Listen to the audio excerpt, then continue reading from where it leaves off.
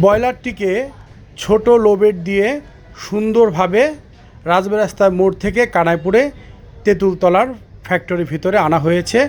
দুটি ক্রেন দিয়ে দুপাশ থেকে ধরে সেই আগের মতো ঝুলিয়ে রাখা হচ্ছে। আস্তে আস্তে বেজের উপরে নেওয়া হচ্ছে এবং মালিক মহাজন অধীর আগ্রহে দেখছে, যেহেতু নতুন একটা ব্রয়লার, এটা চায়না থেকে ইম্পোর্ট করে আনা হয়েছে। এই ব্রয়লারটি ওয়েট 38 টন। আমরা এ সকল কাজ করে থাকি। যদি কারো কোনো কাজের প্রয়োজন হয় আমাদের সাথে যোগাযোগ করতে পারেন। আমাদের ঠিকানা ফরিদপুর বাইপাস।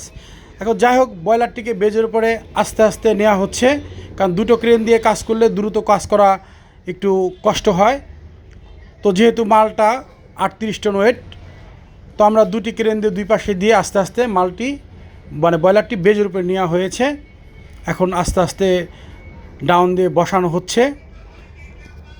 আর যেহেতু দুইটা ক্রেন দিয়ে ধরা, এটা একদিকে ডাউন দিলে বা একবারে সুইং করলে আশেপাশে একটু 19-20 হয়ে যায়।